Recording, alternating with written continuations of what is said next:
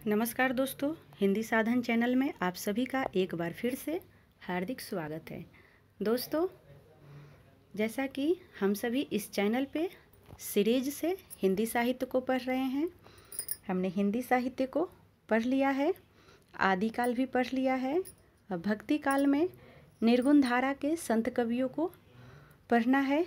इससे पहले हमने 4 निर्गुण संत कवियों के बारे में आपको बताया है और आज के वीडियो में हम अन्य 4 निर्गुण संत कवियों के बारे में बताएंगे जो परीक्षाओं के लिए बहुत ही उपयोगी है। आप वीडियो को अंत तक ज़रूर देखें। तो हम शुरू करते हैं। सबसे पहले शुरू करेंगे संत रैदास जी।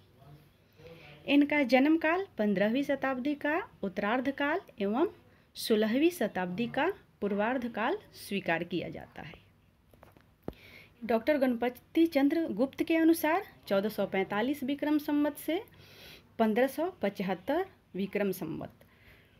डॉक्टर नगेंद्र के अनुसार 1458 से 1548 ईस्वी के मध्य। जन्म स्थान एवं कर्मभूमि इनकी जो थी वो काशी थी। संत रैदास जी जाति से चमार थे, यानी निम्न वर्ग के थे। नोट, इस संबंध में निम्न पद प्रमाण है। वे जाति से चमार यानी निम्न वर्ग के थे, जिस संबंध में निम्न पद प्रमाण है उनकी जाति को बताने के लिए। अब हम उस पद को पढ़ेंगे। जाति भी ओछी, कर्म भी ओछा, ओछा कसब हमारा। नीचे से प्रभु ऊंच कियो है, कह रैदास चमारा।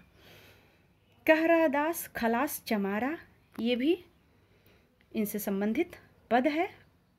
ऐसी मेरी जाति विख्यात चमारा। चौथा में है चरण शरण रैदास चमैया। इनके उपनाम है रविदास। इनकी कोई स्वतंत्र रचना प्राप्त नहीं होती।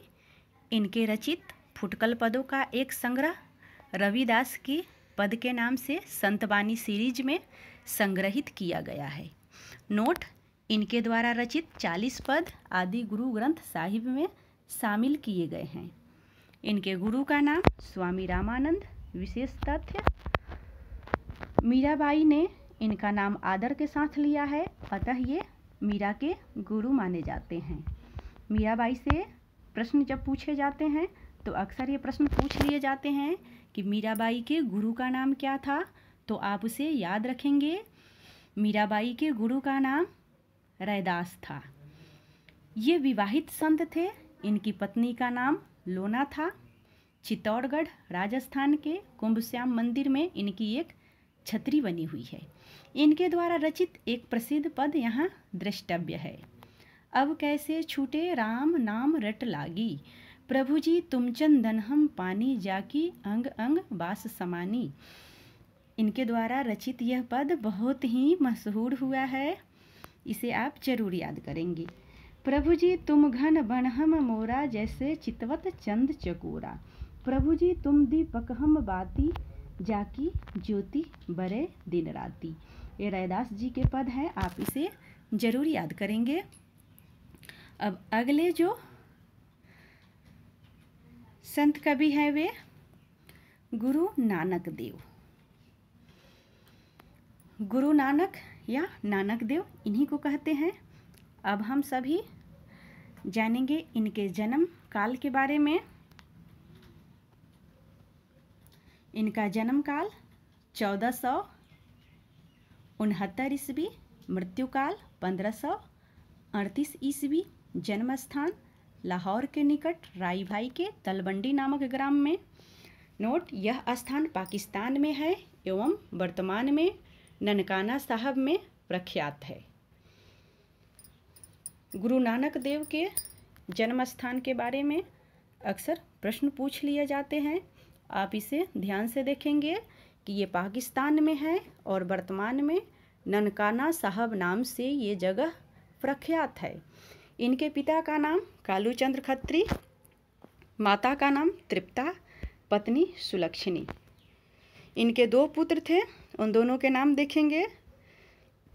श्रीचंद्र और लक्ष्मीचंद्र।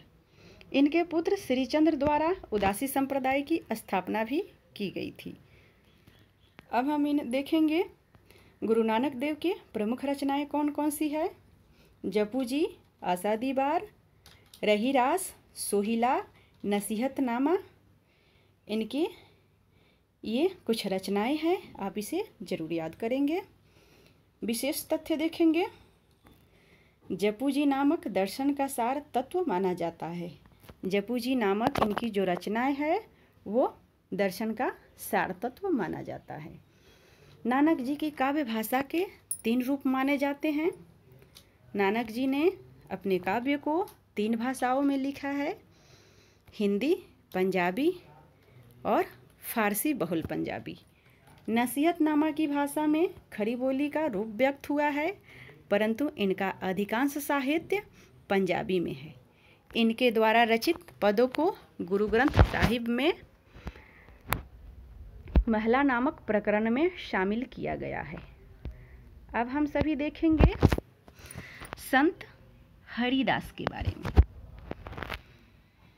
इनका जन्म काल 1455 ईस्वी, मृत्यु काल 1546 ईस्वी।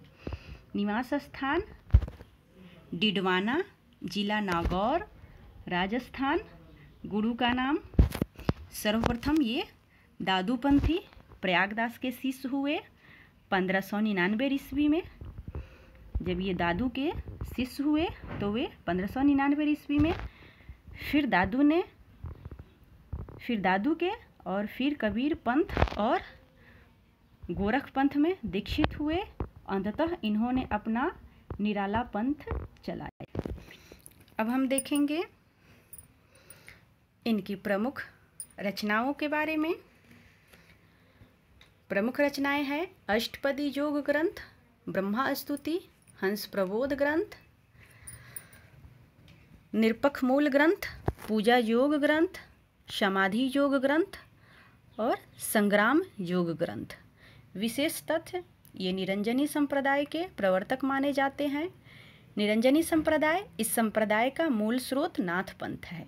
साधना पंथ में इस संप्रदाय को नाथ पंथ एवं संत मत की मध्य कड़ी कहा जाता है। निरंजनी संप्रदाय को साधना पथ में नाथ संप्रदाय एवं संत मत की मध्य की कड़ी कहा जाता है। यह एक प्राचीन धर्म संप्रदाय है। आचार्य क्षितिमोहन सेन द्वारा रचित मेडिवेलियन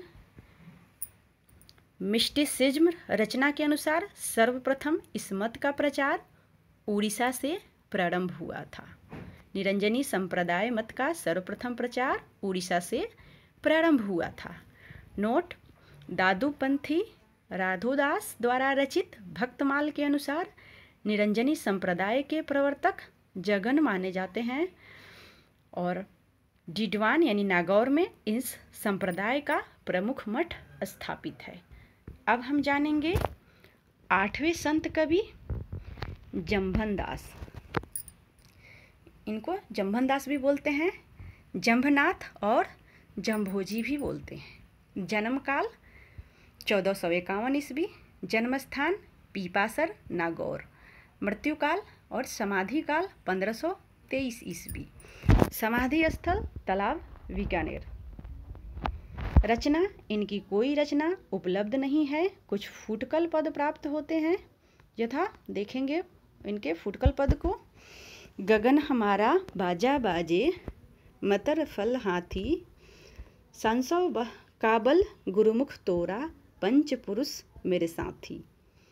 दूसरा पद देखेंगे, जुगती हमारी छत्र सिंहासन, महाशक्ति में बासे, जम्भननाथ वह पुरुष विलक्षण, जिन मंदिर रचा आकाशे। विशेष तथ्य, ये विष्णोई संप्रदाय के प्रवर्तक माने जाते हैं। जम्भनदास किस संप्रदाय के प्रवर्तक माने जाते हैं?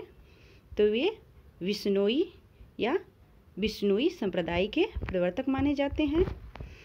अपने जीवन में इन्होंने निम्न 4 प्रमुख शिष्यों को मान्यता प्रदान की थी। देखेंगे। उन शिष्य का नाम हावली पावजी, लोहा पागल, दत्तनाथ मालदेव। जनश्रुति के अनुसार इन्होंने 34 वर्ष की अवस्था तक अपने मुख से एक भी शब्द उच्चारित नहीं किया था।